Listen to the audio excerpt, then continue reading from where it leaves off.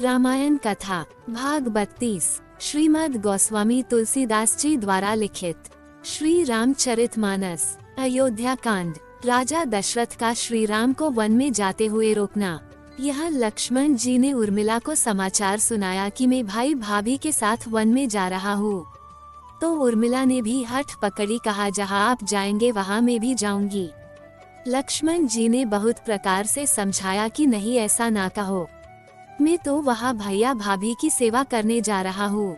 तुम अगर संग चलने की जिद करोगी तो मुझे भी नहीं ले चलेगे।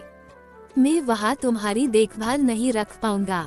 उर्मिला ने कहा, मैं आपको सेवा से नहीं रोकती, हम दोनों मिलकर सेवा करेंगे और जब आप थक कर कुटिया में आएंगे तब मैं आपकी सेवा करूंगी। लक्ष्मण ने उर्मिला को समझाया, मेरा कर्तव्य निभाने दो, मैं प्रभु की सेवा करूँ, तुम माता की सेवा करो। सबसे बड़ा कर्तव्य मैं तुमको सौंपता हूँ, तुम्हें माता पिता की सेवा करनी है। कभी हमारी याद में उनकी आंखों में अश्रु न आने पाए और जब हम जाए तब तुम्हारा हंसता हुआ मुख अपनी आंखों में भरकर ले जाना चाहता हूँ। मेरे लिए इतना करोगी? उर्मिला ने आंसू पोंछते कहा, बड़ा कठिन काम दिया आपने मुझे। लक्ष्मण ने गर्व से कहा, जिस आंसू को संसार नहीं देख पाएगा, जिस त्याग को संसार नहीं समझ सकता, वो त्याग तुम्हारा लक्ष्मण जानता है। मैं सदा तुम्हारा ऋणी रहूंगा। अगर तुम ये त्याग नहीं करती तो मैं अपने प्रभु की सेवा में कैसे जा पाता। पूरे अयोध्या में हलचल हो गई। विधाता ने ये क्या समाचार सुनाया? इस बूढ़े राजा को क्या कुबुद्धि सूझी?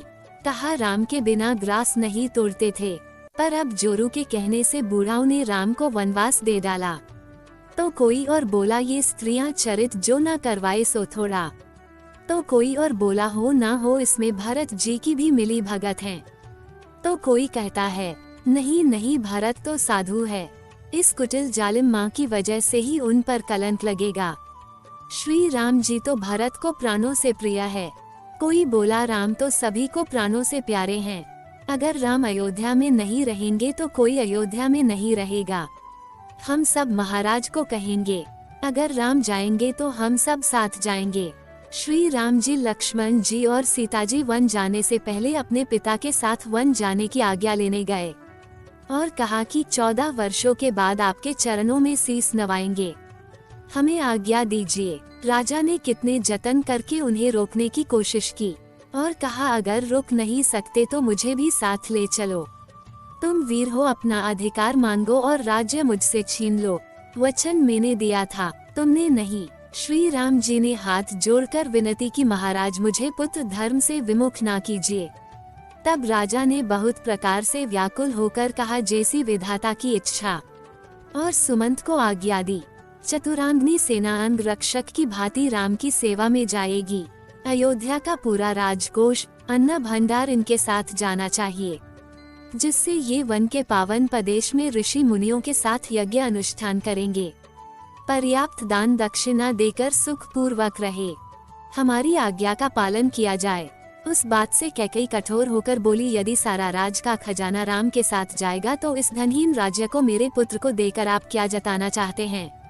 मेरा पुत्र भरत कभी स्वीकार नहीं करेगा। अब मेरा पुत्र भरत को राजा घोषित कर चुके हैं आप, तो आप राजा की आज्ञा के बिना कुछ दान नहीं कर सकते। राम को वनवास दिया है तो ऋषियों के भांति रहे, ये साज श्रृंगार त्याग करके जाए। सब ने सीता को समझाया कि वनवास राम को मिला है, तुम्हें नहीं, तुम वन को ना जाओ।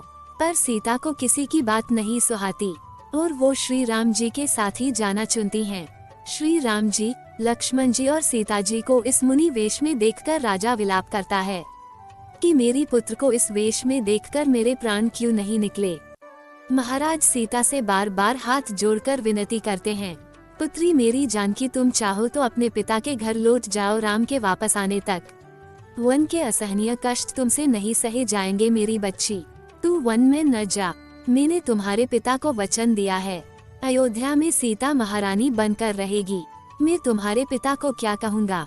कैकेयी को लगा राजा सीता को रोक लेगा, तो बोली, राम तुम जितना विलम्ब करोगे तुम्हारे पिता को उतना ही कष्ट होगा, इसलिए अधिक विलम्ब न करो, शीघ्र ही निकलो। श्री राम जी, श्री सीता जी और श्री लक्ष्मण जी ने पिता और गुरु के चरणों का आशीर्वाद लेकर वन जाने को प्रस्थान किया और तीनों महल से चलकर बाहर निकले। महाराज ने सुमंत को आदेश दिया कि तुम रथ लेकर जाओ, उनको चलकर न जाने दो। सीता के कोमल चरण चलकर जाने के योग्य नहीं।